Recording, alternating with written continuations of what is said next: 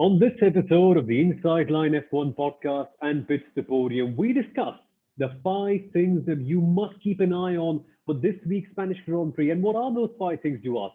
Well, we've got the circuit characteristics, the big battle between Mercedes and Red Bull, and the one thing that we would like to see between each team, along with qualifying, the big midfield battles, and of course, the big fight between two Spaniards who are competing against each other for the honor and the pride of being called the fastest Spaniard in the 2021 Formula One season, at home that is. But you get the idea. So, without any further ado, let's get going. Welcome along, ladies and gentlemen, to Pits to Podium and the Inside Line F1 podcast. My name is Soumil Arora. You might know me from the driving force on Hotstar, and I'm joined by Kunal Shah, who is the ex-marketing head of force in the F1 team and now works as a motorsport consultant at the VS Sport Network in Norway. Kunal, good stuff here this weekend. I think many may think that this is not going to be the most fun race to watch, but I think otherwise. I think there's quite a few good narratives that we can look into heading into this week's Spanish Grand Prix. Hi, Soumil. Hi, everyone. Yes, I think it's definitely a lot of interesting narratives. It's also the first double header race of this season, which is actually better than having a 3 week gap like we saw between Bahrain and Imola, right? So, first up, I think circuit characteristics, 30 years to, the circuit hosting a Grand Prix, which I think is fantastic in itself. And to me, Soumil, one interesting stat that stands out is most of the low speed corners are actually left-handers, and the high speed corners are actually right-handers, and that causes a headache when it comes to finding a balance in the setup. And it also causes a headache to the tires because the left tires wear out quicker, whereas the right side, the tires on the right hand side experience lower temperatures. Now, this stat is courtesy Mercedes and just goes to what depth teams need to go in order to maximize performance, through a Grand Prix weekend, especially at, a circuit they've driven so many millions of miles at. Exactly. Barcelona is where we usually have our testing. Not happening this year, unfortunately, or fortunately, depending on how you'd like to think of it. I think it's an unfortunate thing that it had to happen at Bahrain instead of here because, frankly, I love Barcelona. I don't get why people don't like this track. Seriously, it's okay. A small rant, I'll take 30 seconds, not more than that. Come on, recognize there are other series apart from Formula One that come here as well. It's a beautiful circuit to drive on. If you're lucky enough to have a sim, just take 30 minutes, drive here once, you'll recognize how amazing of a circuit this is. By the way, the F1 arcade games do not count as sims. That's a separate matter for some other day. But just the technicalities of the track, the way it flows, there's a reason why it's so good for testing. It challenges every single aspect, not only of the car, but of the driver as well. It's amazing. And it's only in Formula One cars where it doesn't quite produce really good racing. MotoGP, of course, does. That's bikes, I know. But even if you watch some other Formula 3 races or something like that, that's happened over here. Even GT3s, for that matter, that are known to be notoriously hard to pass in, they produce quite a few stunners around here. So I think it may not be a track problem. It's just the car. Because unlike Spain, we've also, just like Spain, I'm sorry, we've also seen other great circuits where we haven't quite seen great races happen sometimes. Yeah, Suzuka comes to mind, great Exactly. circuit, but not always the greatest of racing. And I'm so glad you pointed this out. It's in the Alonso range of things. It's not the car, it's me, so here it's not Formula One overall, it's just the Formula One cars. But I think on a more serious note, if you're an engineer, you might just like the circuit a little more than if you were a fan or if you were a driver, because the engineering challenge of the circuit seems far more daunting than all the other aspects of it. And this year turn 10 again, it's become a buzzword and a talking point. Everyone's talking about it. And some of the interesting things that have come around is it's definitely not going to help in overtaking, which is probably one of the reasons why fans anyway dislike Barcelona, because you have as good as one overtaking spot on the main straight, and that's probably why it is where it is. And like you said, Somil, it's a great venue for testing because different parts of the circuit test different aspects, characteristics of a Formula One car. So, there are parts where there are turns where specifically the aero grip is tested, and then there's sector 3 where the mechanical grip is tested, and so on. So, again, if you're an engineer, you'll love this circuit. But frankly, I just love all Formula One circuits. I'd love to go drive a lap around this circuit. I'm sure it's going to be as fun. And at the end of the day, teams have done millions of miles literally at Barcelona. So even though they've missed out on the preseason test, they have potloads of data to make sure that they get their setup right through this weekend. Small thing before I move on to the other more important part about the characteristics of Barcelona. Do you really love all circuits, Kunal? Have you seen the layout of Yas Marino or perhaps the new Miami circuit that they're coming up with? Come on, this. Well, okay, you got me there. Most circuits is what I'm going to say. I mean, yes, I'm speechless when it comes to the Yas Marina. Okay, uh, Miami circuit. Well, still yet to be seen how good or bad it's going to be. I love Baku as well. I must say, a lot of people Baku's good. dislike it, but I definitely like circuits where there is a slingshot, that you can get. Street Hmm. circuits are always a little more favored because of the challenges they sort of bring to the table. The next race, of course, is going to be Monaco.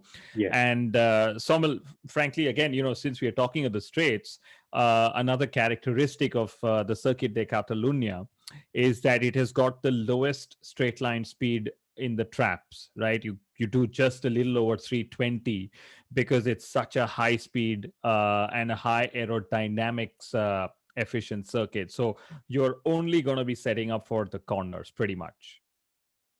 Should be a very interesting challenge that, how the teams recognize that and how they work towards it. They have done it over the years. And I'd say the reason why we get to see dull races here is because efficiency is boring. You've come here all the time, you've tested it all the time. You have peak performance, peak setups. By the way, Portimao is not a great circuit for racing. It's got just as many overtaking opportunities as Barcelona. Why have the last two races been good? We have not got ample of data on it. So same comes back to the same point. Efficiency can be a bit dull. Reminds me, I said the same thing 12 months ago when we came here to Catalonia, but hey, separate matter that. But another characteristic, Kunal, very important thing, is the grass. And which leads us to a very important question. Who is going to be the first driver to get the Manscaped lawnmower moment? That's a bit of a mouthful, isn't it? The Manscaped lawnmower moment of the weekend. Who do you think gets it this time out? Well, Nikita Mazepin has definitely, put his hand up, given his early spin in FP1. It's tough to look beyond Mazepin, at least at the moment. But come Sunday, I'm pretty certain we are going to have at least a few more drivers who will, sort of raise their hands up to be counted in for the Manscaped lawnmower movement. And I got it right, thankfully. And by the way, folks, you can also grab all of Manscaped products with a big discount, by the way. 20% off if you use the code TRIM inside, and that's around the world, whatever country you're from. Australia, US, even Norway for that matter, where Kunal lives, by the way. You can get shipping to those, and I've only heard good things about them. So use the code TRIM inside. Link to that in the show notes down below. Also, another interesting partnership. You can get your hands on all of Puma Motorsports merchandise by using the code Puma Inside Line. Use the link down in the show notes again, as you can see on the screen. We've got some rather good stuff going on here. Mercedes AMG F1, Ferrari, Red Bull Racing, BMW and Porsche as well, if you're a sports car enthusiast too. Caps, bags, hats, jackets, all the other stuff as well. And by the way, one interesting point for the Monaco GP that's coming up right after Spain, there's a special competition in store where you could win vouchers of 3,000 rupees flat on any merchandise on the Puma Motorsport store. That's just beyond me. But hey, that's just the good stuff that we are doing. Absolutely, Soumil. It's great to be having all these brands as partners. It's not just Formula One teams that have partners, it's even the Formula One podcast and the Yes, channel that we have on YouTube. absolutely. And with that, let's move on to the next thing. Speaking about two big stalwarts in the game, Mercedes and Red Bull Racing. Now, preparing for the show, Kunal and I were thinking, yeah, but We've spoken all that we can speak about. The narrative thankfully remains the same. No shenanigans, just proper hardcore fighting between Mercedes and Red Bull. But Kunal came up with a very interesting topic to think about. What is the one thing that we'd like to see from each of those teams here this weekend? Why don't we start with you, Kunal, on this matter? So, when it comes to Red Bull Racing, I think I am looking forward to an error free weekend from Max Verstappen, right? Having said that, he's already made a track limits error in FP2 that sees him ninth, but that's okay. It's still not the business end of the weekend. So from the Red Bull Racing side of the garage, especially for Max Verstappen, an error free weekend. That's what I look forward to. When it comes to Lewis Hamilton, when it comes to Mercedes, I think I'm going to look forward to how quick or not will their pit stops be, because Nityanand from Pits to Podium, one of our colleagues, actually pulled out statistics that showcase that Mercedes have had some really slow pit stops in the first three rounds of the season, right? And Soumil, when the stakes are going to get only higher as the season progresses, and as the competition between them and Red Bull get only tighter, slower pit stops will definitely come to harm the team. So I am looking forward to see if they've actually made some progress in getting quicker in their pit stops. That is a very good point. And I'm not going to tell you the exact number by how much. I'm going to leave it to you to find out on Pitch to Podium social media channels. Yeah, I'm a bit cruel, I know. Hey, just promoting our stuff. But check that out. It's an alarming number that. And it's a real shame. McLaren, by the way, were dead last on that. And we thought they had a complete resurrection after 2017, but no. That video you saw of McLaren dropping the car on the jacks, it's not that bad now, but they're still losing too much time on the pit lane. And not that it's bothering them this season, but that's a separate topic that we will come to in a couple of minutes. What I'd love to see from Red Bull is Sergio Perez finally having an error-free weekend. That is one thing I've been waiting to see for a long, long time because Checo, for three races in, every single race there's been some sort of drama. What can he pull out from the bag when there's no issues at all? That is going to be a lot of fun. From Mercedes, I know I'm asking too much. I know it's not Christmas or Diwali, but Bottas challenging apart from qualifying as well. Maybe if that's a possibility. I don't know. I love to see a proper fight between four cars instead of just two. And if that would happen eventually, I'm pretty sure that Sergio Perez will be in the mix this time out. But if Bottas is right there, I think this will really be a fun one. I think this could really add to it and kind of take away the sleep fest that people call the Spanish GP2B, unfortunately. It's not. Yeah. Yeah. And, since you mentioned Bottas, I'm going to switch to the next point, which is qualifying, right? Yeah. And I think one big factor that will come into play in qualifying is the tires and the preparation that drivers need to take for the tires.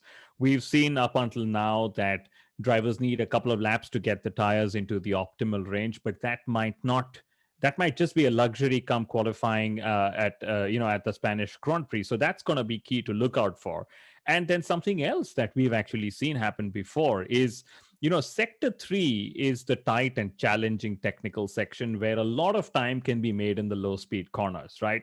But if you eat up your tires too much in sector 1 and 2, you might just lose grip when you come Mm. into 3. So it's about finding a balance over a quick lap with regards to acceleration. That'll be key as well. And this is one area we've seen Valtteri Bottas struggle more than Lewis Hamilton and several other drivers. And he's been very vocal about it, that he's got issues with his tire warm up and he's working hard on it. So just sort of, connecting it to your point about Bottas needing to do well and what is actually needed to get a good qualifying lap, Sommel, because at the end of the day, I think 22 out of the last 30 races have been won from pole position. So track Yes. position Yeah. is absolutely prime at the Circuit de Catalunya. The clear reason why, isn't it? Just one particular slot where you can go in and make that overtake. Interesting is the word I'm going to use here because in Portimao, Bottas was actually able to counter the crosswind well and get pole position. Now, if you can counter the crosswind, I don't think this should be a major challenge. But let's see. Qualifying is going to be a lot of fun, especially the onboard. Turn 9, just the onboard of Formula One cars going past there. Never, ever ceases to amaze me. Guys, if you think the race is going to be boring, at least check that onboard right there. That'll be a big silver lining if you think that's not going to be an interesting one. But strategy should be fun. Tyres should be very interesting, even more so in the midfield, which brings us to our second to last thing to watch out for, Kunal. And I don't know where to begin because this midfield pack is getting so amazing. McLaren aside, they're somewhat in a class of their own. But Catalonia, of course, a very corner-oriented circuit. Let's start with Alpine. Let's start with the team that's giving me the most intrigue in the last couple of weeks. Alpine got recent upgrades, and a very interesting point, on the F1 post-race show. Danny Kvyat knowingly or unknowingly kind of revealed a detail that could be playing into Alpine's advantage. Remember the last time out I was questioning, well, how is Alpine so quick, man? Is it just the upgrades or what is it all about? They don't seem explicitly low drag, and there's a reason to why they are actually quite good. It's in the slow corners where the low revving Renault engine is actually able to give them more grunt and give them more pace in that aspect. That's where the Alpine is really working well, which should bring about a very fun thing, Kunal, because Catalonia, apart from a couple of really interesting medium speed corners like turn number three or turn number nine, is largely based on slow speed corners. So, what do you reckon? And also, adding to the point, Catalonia is upgrade fest, right? Everyone just brings the new upgrades over here. So, Aston Martin have got them, Ferrari have got some minor ones, Mercedes have got some as well, Red Bull making some changes to the barge boards, Williams getting new old front wings, but more on that in a second. But it's big chopping and changing going on. It is big chopping and changing. An interesting insight from Danny Kvyat, and thanks for sharing that, Soumil. And to me, the one question that everyone's going to look out for when it comes to Alpine is, was their pace advantage, or the pace that they showed in Portimao, track and surface specific, or have they genuinely made a step forward? And again, based on FP2 timings, it seems like they've genuinely made a step forward. Ocon being, half a step ahead of maybe Fernando Alonso. And in the overall scheme of things, the mano y mano, and I'm not the greatest when it comes to Spanish, but the two Spaniards will go head to head, which is Sainz and Alonso. Yes. In the midfield, right? And that's going to definitely be an interesting battle for us to follow, Somil. Indeed, that will be so much fun. So think of it, guys. These guys have been, I mean, okay, Carlos Sainz has been watching Formula One and Fernando Alonso literally all his life. He's grown up to a point where he's come and raced against him side by side at the Spanish GP as well, by that matter. But now the stakes are even higher. Both of them are driving for manufacturer teams. Carlos Sainz driving for Ferrari, and Alonso with his old championship winning team of Renault slash Alpine, Alpine now as it's called right now. Goodness, this is the stuff of dreams, Kunal. And Carlos Sainz must have been thinking as a kid, I want to beat Fernando Alonso in that Renault. Now Alonso's still at Renault. Carlos Sainz is here at Ferrari. Wow, man, it's the kind of stuff that gets you teary-eyed if you're very invested into it. But just think of the prospect of this battle, because Ferrari, they have been struggling on C2. That's the second. That's the medium compound tire that we use in Portimao, and the same one that will be used here in Spain this weekend. Charles Leclerc struggled on it. Carlos Sainz struggled on it. A shout out to Kaushik, who actually identified that we missed out on speaking about Carlos Sainz. That's the reason why he faltered the last time out. Really bad on C2 Ferrari. And that's not me saying it, that's what they have come up in the media and said. So they weren't able to make any sort of thing work out, be it the undercut or the overcut. That's why Carlos Sainz fell to P11. And if they are generally falling back, Ferrari, who seem to be embroiled in a battle with McLaren, could very well be matched up in that fight between Alpine. Who knows? And finally, we could see Alonso versus Sainz on track, but something tells me that it's going to be Sainz versus Ocon here instead, because Ocon is showing a lot more tenacity finally. We saw Alonso overtake Carlos Sainz in the last race in Portimao, and I expect them to be fighting tooth and nail this weekend as well. But Carlos Sainz again to watch out for, because he's been he was quicker than Charles Leclerc when it came to qualifying in Portimao. So how well and how fast he settles in, that's going to be key. And they always say when you race at home, you find a couple of more horsepower in your car. So that's going to be true for both the Spaniards. And Aston Martin, they have come up with upgrades. I think there are upgrades to their floor and the diffuser area, basically something that should give them overall grip, something that their drivers have complained about. So I suspect it's going to be Alpine, Ferrari, Aston Martin, McLaren, very very close between all of them. I also suspect Portimao was just a blip for Alpha Tauri. It was circuit specific, and maybe they're going to be back in the reckoning from this weekend as well. So a very very strong midfield fight to watch out for this weekend as well. And I'll put it this way, Soumil, that the performance around the Circuit de Catalunya generally gives a good understanding of form factor that will follow for several races in the season. That's just how good Yeah, the cars get evaluated around this circuit. exactly. It's just the measuring stick, Catalonia. We've come here for years. We know what this track is all about. And the bite. It's interesting you mentioned the bite, although by accident. I'm interested to see if someone bites on the chili here because Carlos Sainz he really seems to be doing well when he's coming to Ferrari. I'm keen to see where this battle plays out because, as you mentioned, Alpha Tauri could be a part of this. Think of it. It's not for P1, but Ferrari versus Alpha Tauri versus Alpine. And look at the drivers there. Charles Leclerc, Carlos Sainz. You've got Yuki Tsunoda, Pierre Gasly, Esteban Ocon, and a two-time world champion in Fernando Alonso. Goodness, tell me in. That's the kind of stuff that's happening right here. Very interesting things. But a point before we go on, Kunal, is that the cost cap has caused a few issues right here. Now, Williams and Mercedes are the two teams that have had the most incidents in the first three races. And so, incidents regarding the front wing, let's just put it that way. And a very interesting thing was cited at the Circuit de Barcelona Catalunya, where Williams were actually seen bringing in their 2020 spec front wings into the team garage. Now, they're not going to be using them on the car immediately. They might be spares, so in case anything happens, they might be having to use that one. But it's amazing that already teams are struggling with it. And it's not just Williams, by the way. Even Mercedes, for that matter, they're right on the edge of bringing their own 2020 spec one machines. And can you tell the viewers why they just can't get a new one? Why can't they just commission more 2021 spec from wings this year? Samuel, very simply put, they have pocket money to live in, right? In that they have to decide if they want to watch a movie or if they want to have a popcorn at the movie, or do they want to go to a go-kart track and also spend their money, or go to a discotheque and have fun, in general talk, as I would put it. But quite simply put, of course, there is a cost cap, and not everyone is spending through the cost cap. That's important, and maybe that's true in the case of Williams, right?